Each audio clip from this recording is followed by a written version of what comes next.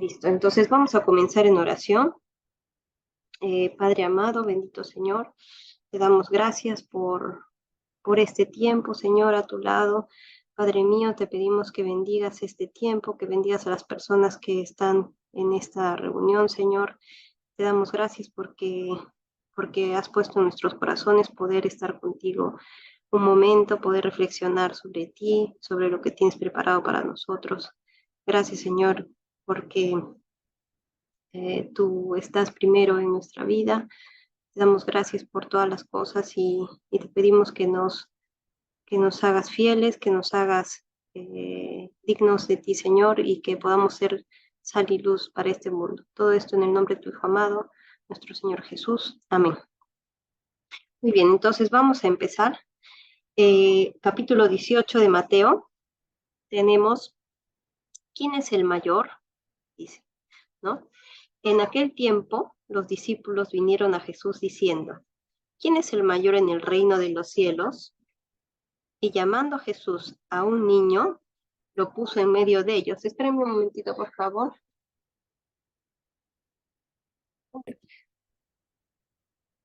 Ya, entonces, en aquel tiempo los discípulos vinieron a Jesús diciendo, ¿quién es el mayor en el reino de los cielos?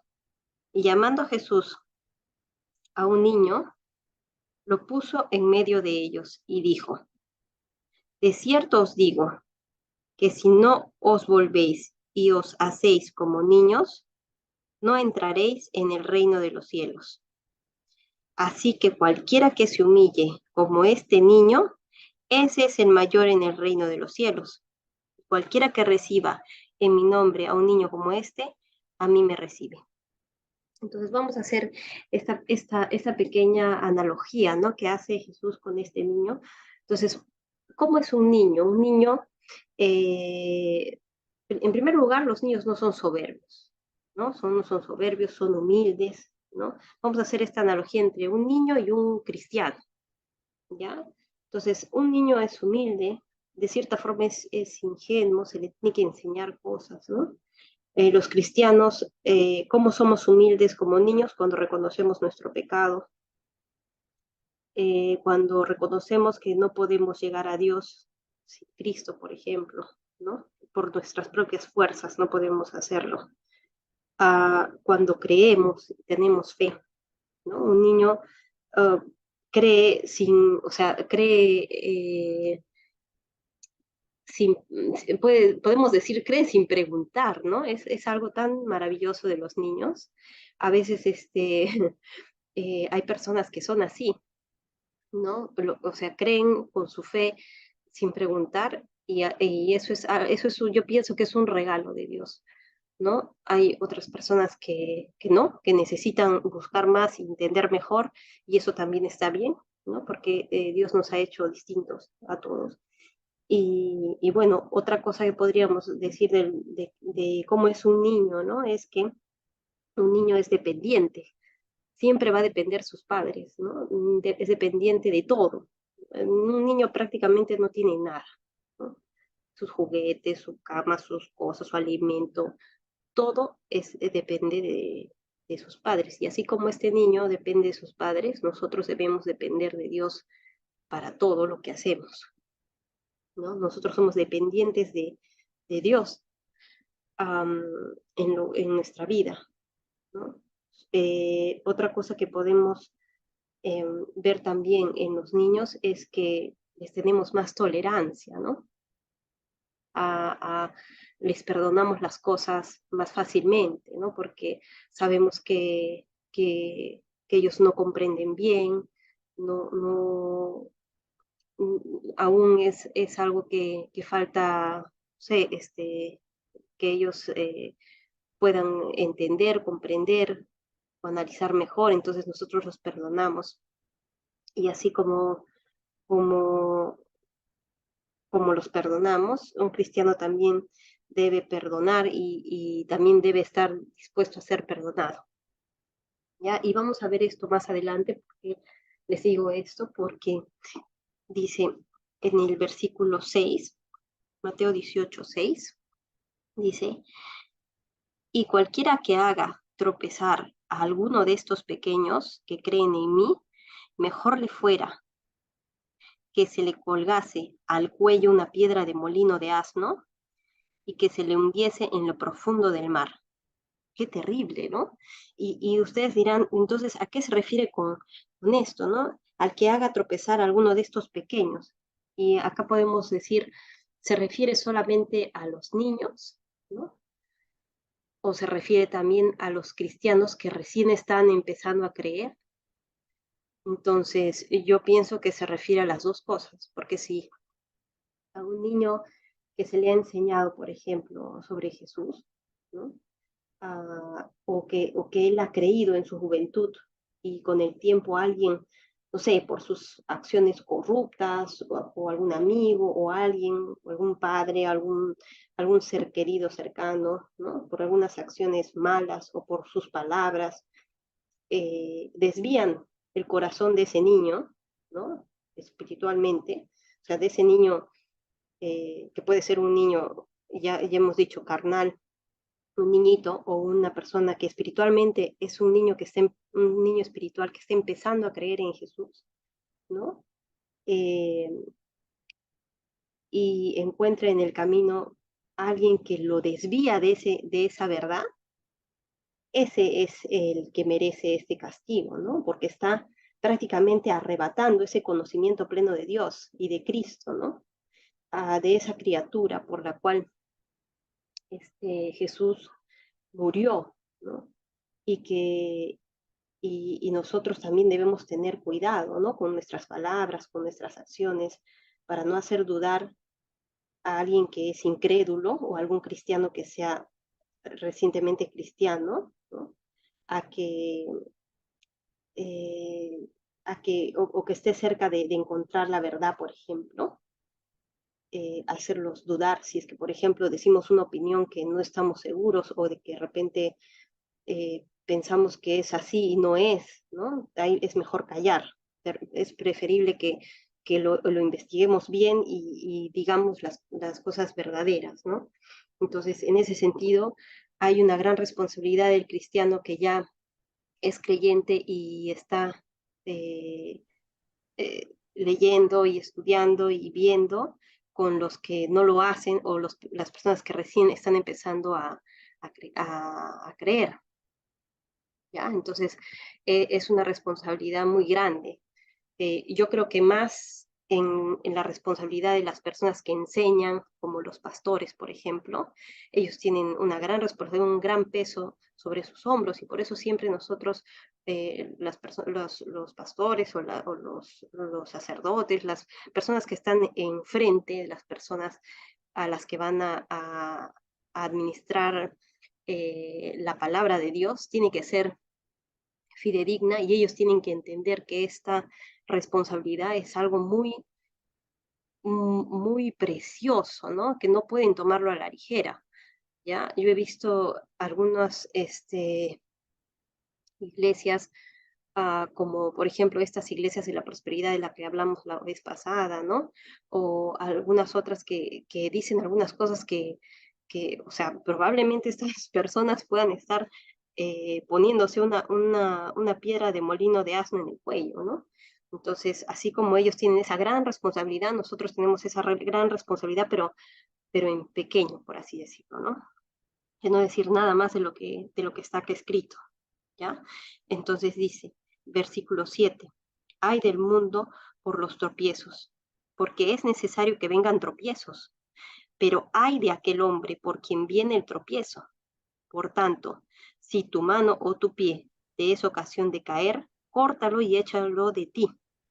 Mejor te es entrar en la vida, mejor te es entrar perdón, dice, por tanto, si tu mano o tu pie te es ocasión de caer, córtalo y échalo de ti. Mejor te es entrar en la vida cojo o manco, que teniendo dos manos o dos pies, ser echado en el fuego eterno. Y si tu ojo te es ocasión de caer, sácalo y échalo de ti. Mejor te es entrar con un solo ojo en la vida, que teniendo dos ojos, ser echado en el infierno de fuego. Lo vimos anteriormente, ¿no? Y no se refiere a algo textual, en este caso, de que te te saques el ojo porque has pecado de eso, ¿no? Sino es este sacarse el ojo espiritual, ¿no? Cuando tú dejas de hacer algo que a ti te gusta, pero que no está conforme a las leyes de Dios, entonces de alguna forma es un dolor, ¿no? Que vas a tener, es un dolor que vas a sentir. Entonces es importante que en ese sentido nosotros estemos dispuestos a quedarnos sin ese ojo, ¿no? En ese caso, en ese ojo y a estar con con ese dolor, porque de alguna forma hay cosas que a nosotros nos gustan, ¿no? Y que pueden estar alejándonos de Dios, ¿no? Y que probablemente muchas de esas cosas a veces no son eh, malas realmente, pero en nuestro corazón se vuelven malas, como el dinero, por ejemplo, ¿no?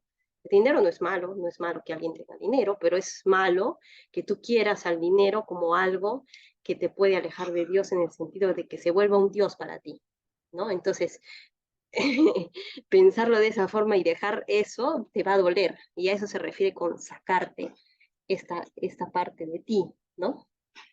Es dejarte morir, ¿no? Lo que hablábamos el otro día. Luego vamos a ver la parábola de la oveja perdida, ¿no? Y dice, mirad que no menospreciéis a uno de estos pequeños, porque os digo que sus ángeles en los cielos ven siempre el rostro de mi Padre que está en los cielos, porque el Hijo del Hombre ha venido para salvar lo que se había perdido. ¿Qué os parece si un hombre tiene 100 ovejas y se descarría una de ellas? ¿No deja las 99 y va por los montes a buscar la que se había descarriado? Y si acontece que la encuentra, de cierto os digo que se regocija más por aquella que por las 99 que no se descarrió.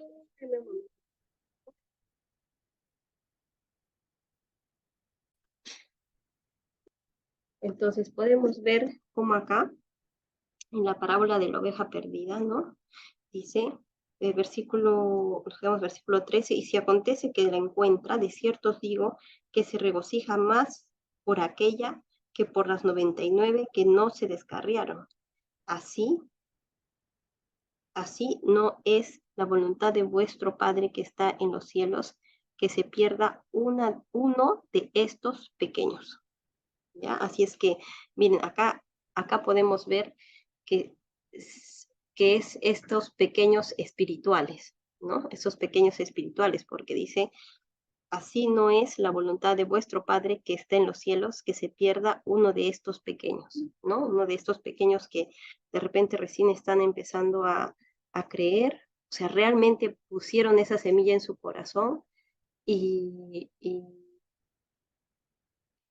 lo creen realmente, pero tienen, o sea, cuando uno empieza, ¿no? A ser cristianos, tienes la duda o alguien viene y te dice otras cosas, ¿no? Entonces es a esos pequeños a los que se refiere, ¿ya? Y el Señor dice que se alegra más por esa oveja que estuvo perdida, ¿no? Que por las 99 que están siempre con Él, pues, ¿no? Porque Él sabe que los que ya estamos con Él, ya estamos ganados, ya estamos para Él, ¿no? Entonces, eh, dice que hay júbilo en el cielo cuando uno de nosotros puede recibir este regalo precioso de la salvación, ¿no? Luego dice, por tanto, versículo 15, por tanto, si tu hermano peca contra ti, ¿ya? Y acá estamos hablando de tu hermano espiritual, ¿no? Y hablamos la otra vez de esto, eh, que no todos somos hijos de Dios, ¿ya? A veces hay una idea errónea en la que culturalmente se dice, ¿no? Que todos somos hijos de Dios y eso no es así. Todos somos criaturas de Dios, pero no todos somos hijos de Dios. ¿Ya? Los hijos de Dios hacen lo que es la voluntad de su Padre, ¿no? Lo que es la voluntad de su Padre y es las cosas buenas que Él nos ha enseñado que a través del sacrificio de Jesucristo, y nosotros vamos a poder entrar como a este cuerpo espiritual que llamamos iglesia, que es lo que estábamos viendo la vez pasada, que es una iglesia espiritual, no es una iglesia de estructura, ¿no? Es una iglesia espiritual. Y todos los que somos parte de ese cuerpo espiritual que creemos en Cristo, somos llamados hermanos, ¿ya? Entonces nosotros somos hermanos en Cristo. Él es el primogénito y nosotros somos los siguientes que hemos podido ir uniéndonos, ¿no? A esta iglesia, ¿no? Y por eso dice acá, por tanto, si tu hermano peca contra ti, ve y repréndele estando tú y él solos. Si te oyere, has ganado a tu hermano, ¿sí?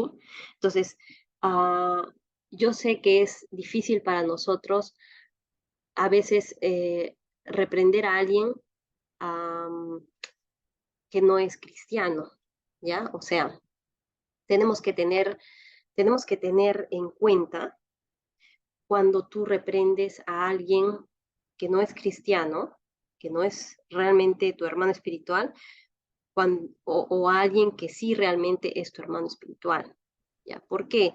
Porque este, el que no es cristiano no sabe muchas cosas, no entiende algunas cosas, entonces tú no vas a poder tomarlo y realmente reprenderlo espiritualmente hablando y que él te entienda todo lo que tú le vas a decir, ¿ya? Entonces hay que tener paciencia y con estas personas y yo pienso que también se refiere a, así como también a los niños les tenemos paciencia, a estas personas que todavía no son cristianos, debemos tenerles paciencia, ¿ya?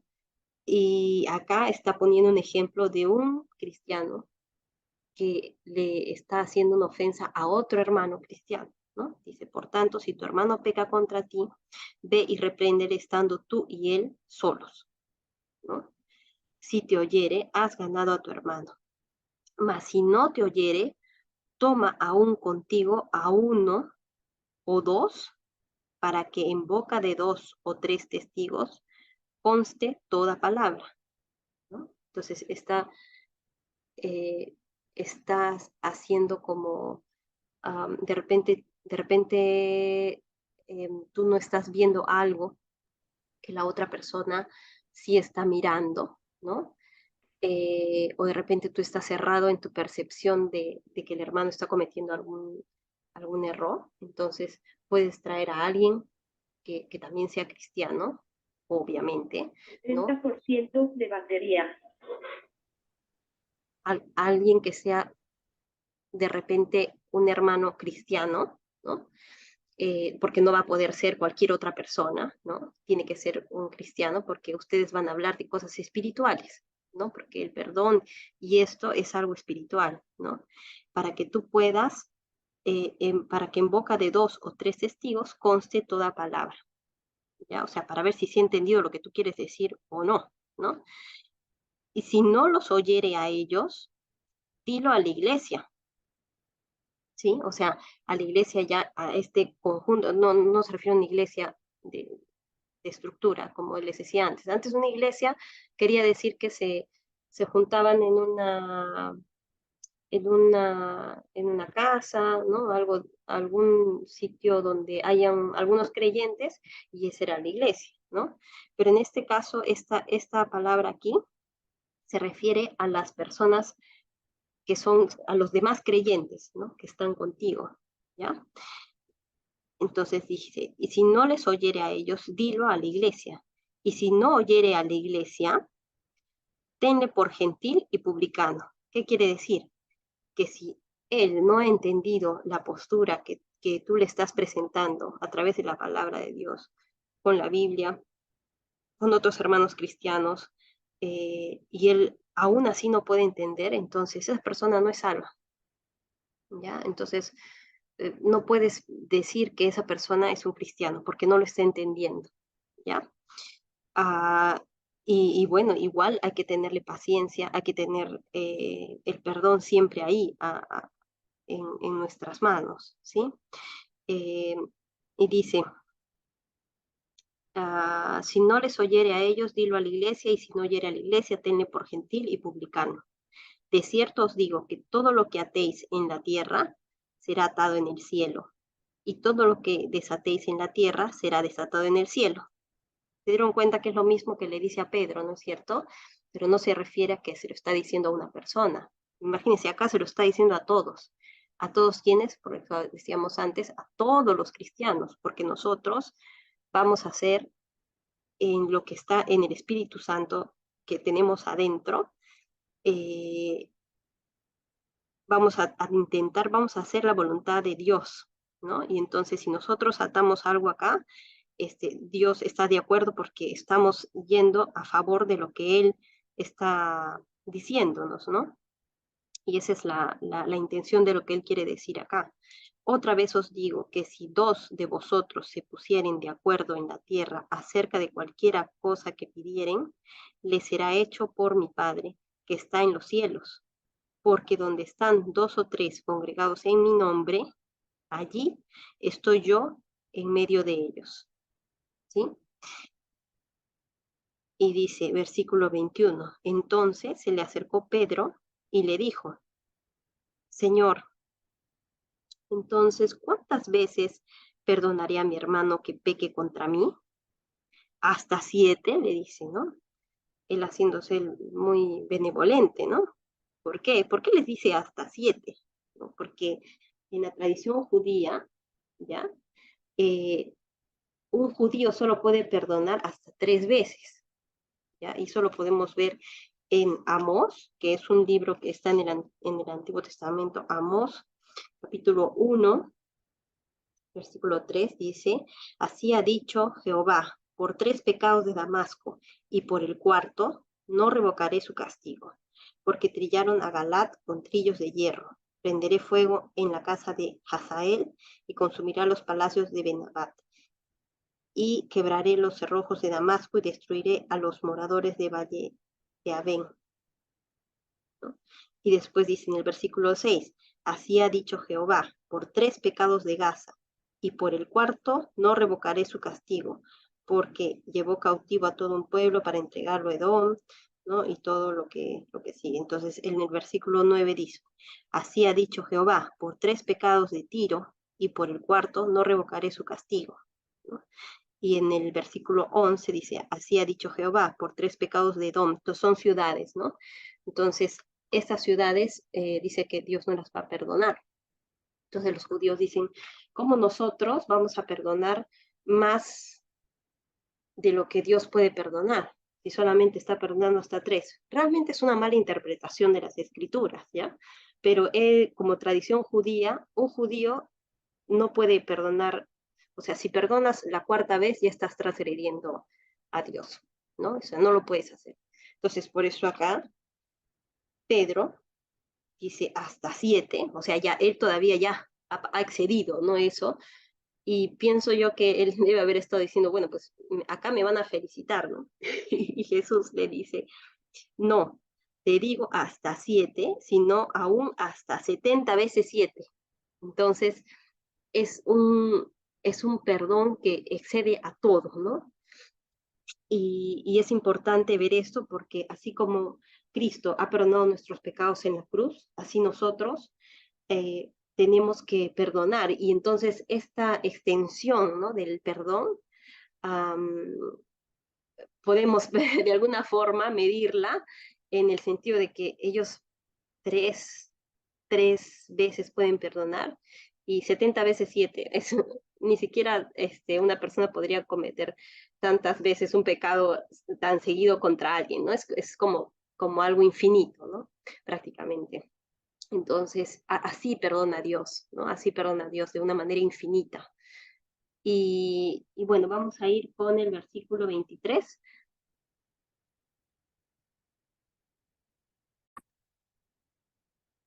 Listo. Entonces, eh, continuamos con el versículo 23.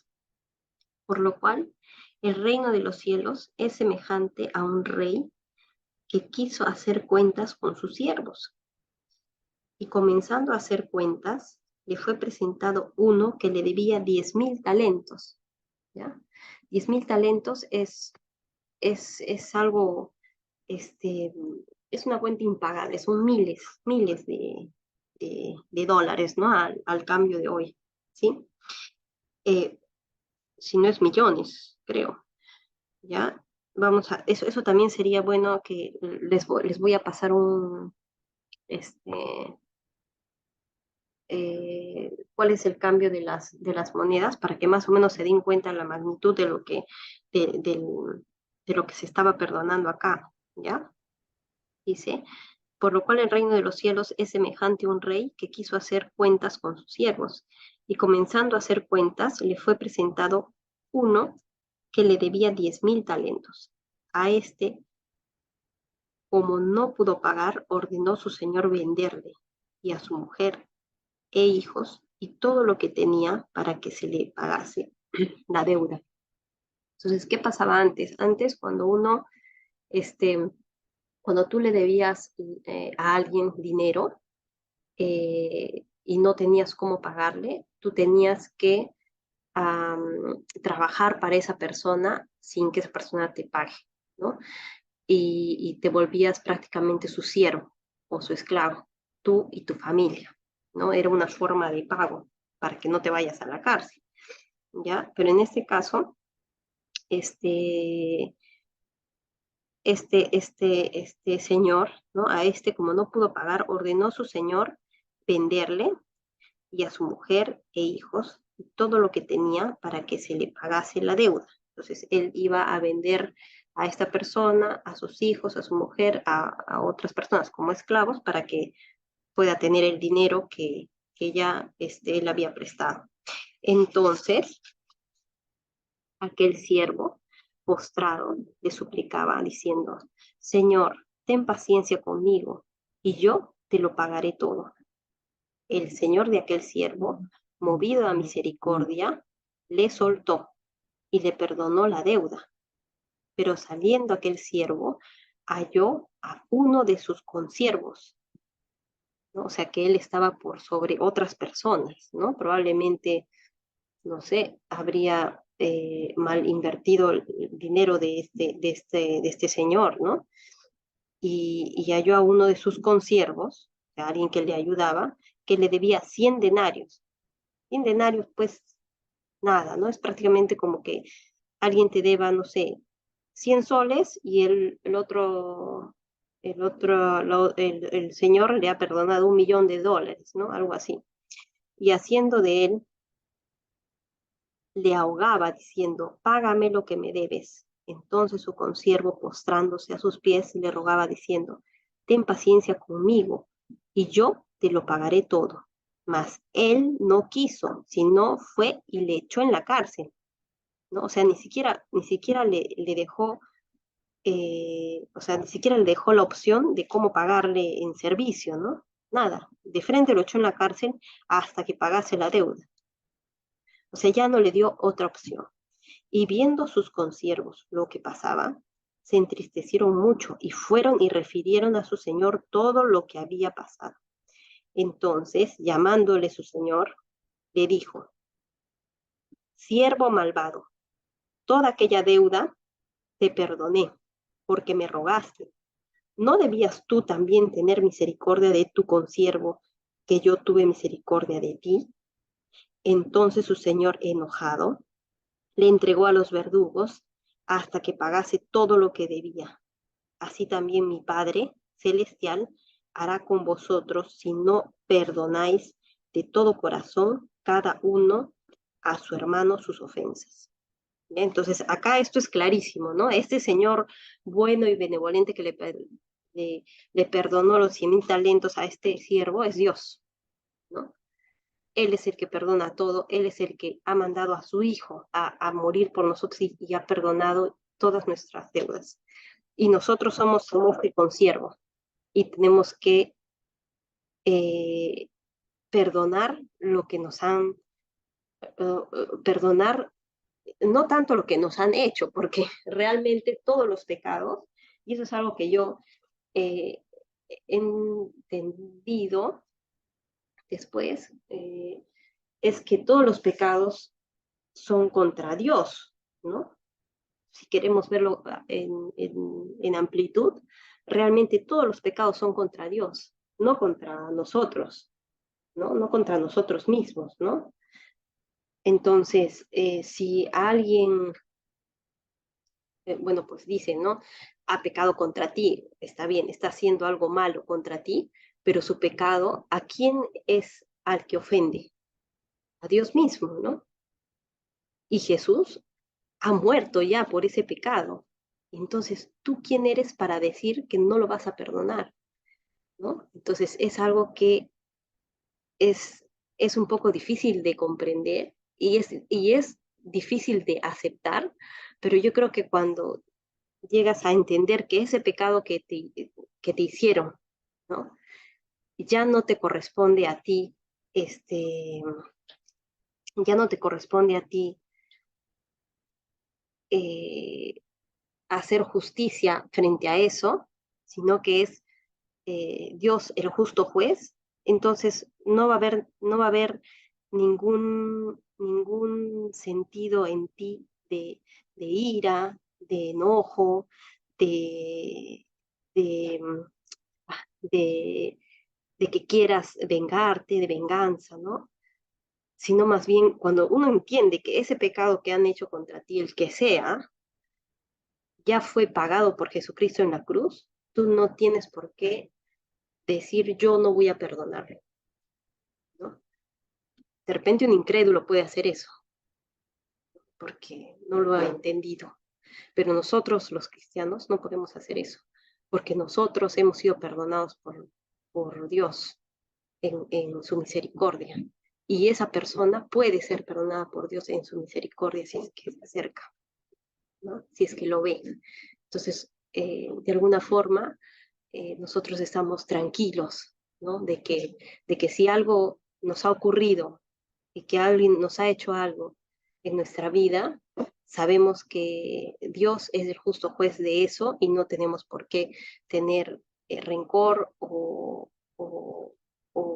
mala sangre, ¿no? O mala vibra en el sentido de que le pase algo, ¿no? Por eso dice el Señor, ora por tus enemigos, ¿no? Porque no sabes lo que le vaya a pasar, ¿no? Porque imagínense, si ellos hacen esas cosas malas, o sea, ¿qué, qué no les deparará a futuro en su espíritu? No sé, algún tormento, algo que vaya a ser después de la muerte, ¿no? Entonces, oren por ellos, ¿no?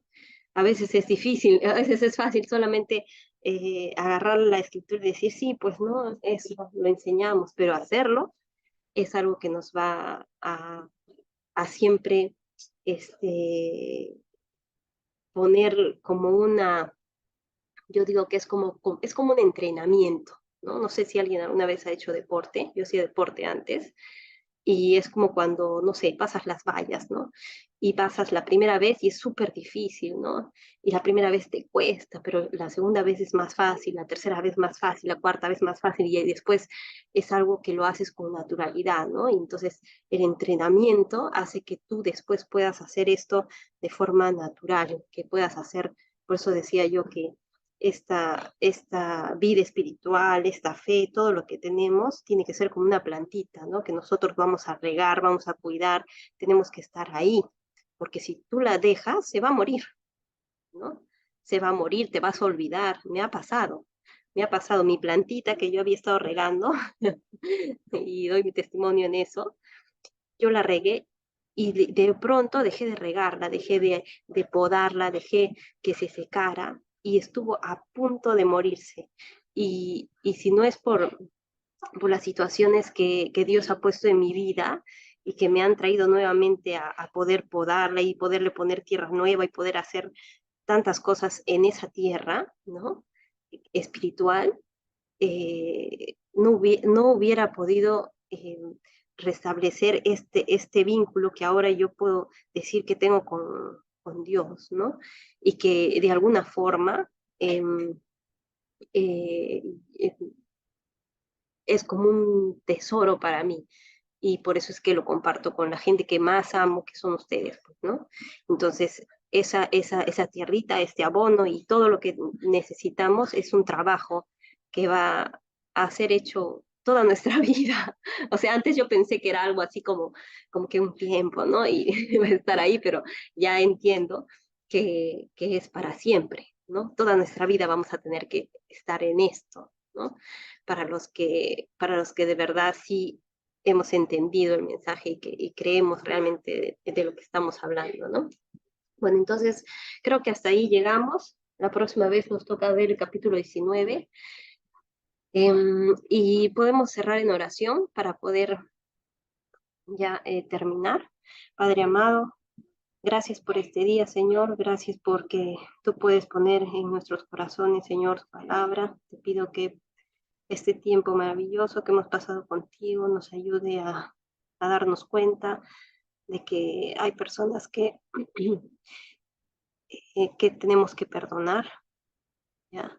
Así no, así para nuestra carnalidad no sea justo, sea bueno. Te pido, Señor, que, te- eh, que, que nos brindes esta conciencia, ¿no? Del perdón, de que podamos nosotros perdonar, sea lo que sea que nos hayan hecho, Padre amado. Porque tú ya llevaste en la cruz estos pecados y nosotros no somos quien para poder decirte a quién sí y a quién no perdona sus pecados, porque todos estos pecados están perdonados. La transgresión es hacia ti y no hacia nosotros. Probablemente eso que nos han hecho ha sido una prueba para nosotros, sí, y es esta prueba que tenemos que pasar a través de este perdón que vamos a dar. Te damos gracias, Señor, por ponernos estas pruebas para que podamos ser mejores para ti. Te pido que nos bendiga, Señor, en el nombre de tu Hijo amado, nuestro Señor Jesucristo. Amén. Listo. Entonces,